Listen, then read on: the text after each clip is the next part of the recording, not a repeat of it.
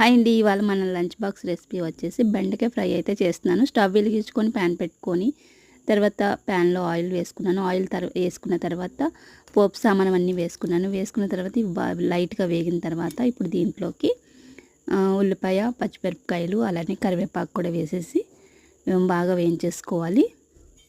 ఇలా వేగిపోయిన తర్వాత 1/2 kg బెండకాయ ముక్కలు కూడా వేసేసాను. తర్వాత సాల్టు అలానే పసుపు కూడా వేసేసి బాగా మగ్గనిచ్చేయాలి. తర్వాత లాస్ట్లో వేసుకోవాలి కారం, మధ్యలో అయితే వేయకూడదు.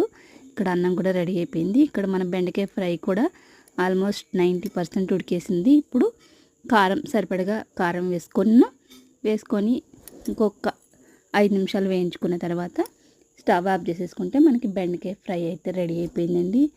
ఇప్పుడు వచ్చేసేసి ఇంకా బాబు ఇంకా టిఫిన్ ఏం లేదు, అన్నమే తినేసి వెళ్తున్నాడు అనమాట.